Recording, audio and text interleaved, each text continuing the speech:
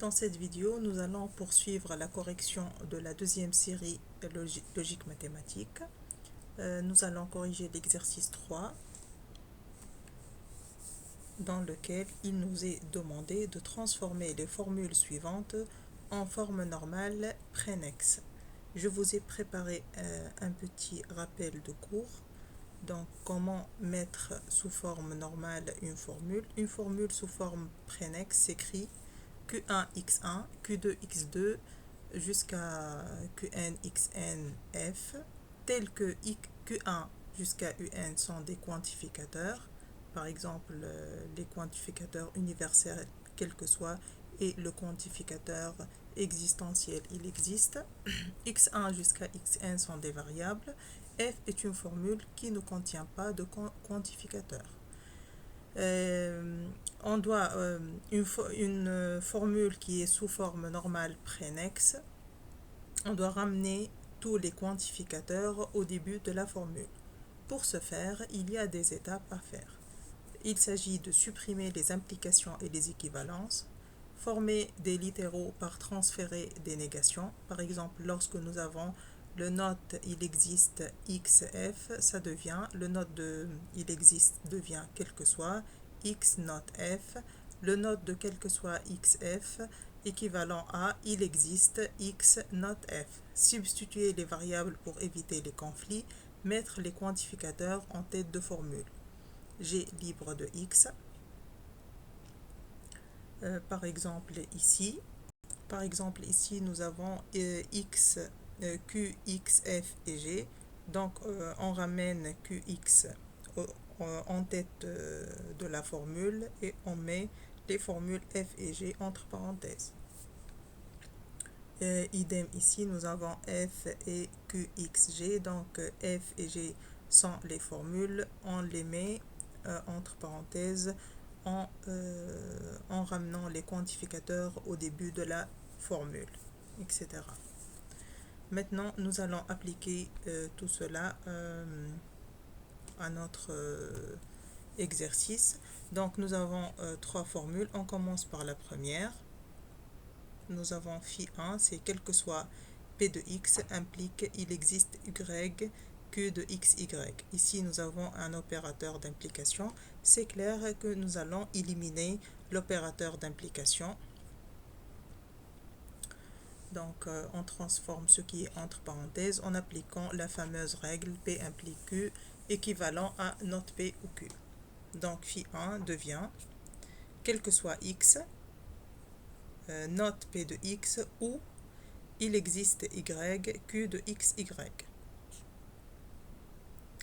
Ceci est équivalent à, on va faire sortir, comme nous l'avons dit, les quantificateurs, on va les ramener au début de la formule. On obtient, quel que soit x, il existe y, note de p de x ou de q de xy. C'est ça la forme normale prénexe. La deuxième formule maintenant, elle est un peu plus compliquée. Nous avons deux opérateurs d'implication. Nous avons une négation. On peut commencer par faire entrer la négation dans cette petite formule. Ensuite, on élimine l'opérateur d'implication qui est à l'intérieur. Et puis, on élimine l'opérateur d'implication, celui-là.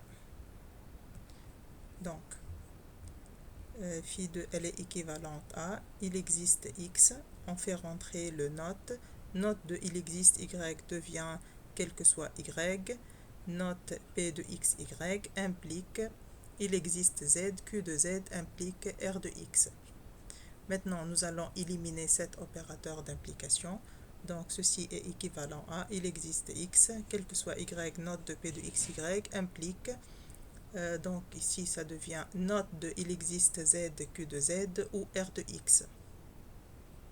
On fait rentrer cet opérateur de négation, ça devient note de il existe z, ça devient quel que soit z, et note de q de z ou r de x. Maintenant, on va éliminer cet opérateur d'implication, on obtient il existe x, note de quel que soit y, note p de xy, ou le reste. On fait maintenant rentrer l'opérateur de négation. On obtient il existe y, note de quel que soit y, c'est il existe y, note p de x devient p de xy, ou quel que soit z, note de q de z ou r de x.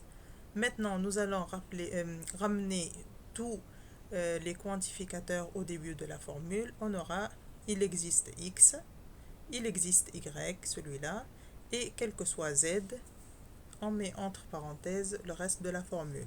P de x, y, ou note de q de z, ou r de x. On obtient ainsi notre forme normale Prénex.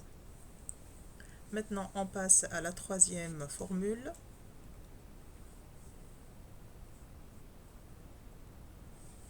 Quel que soit x, quel que soit y, il existe z, p de x, y, z, et il existe u, q de x, u, implique il existe v, q de y, v. Donc ici c'est clair, nous avons un seul opérateur d'implication.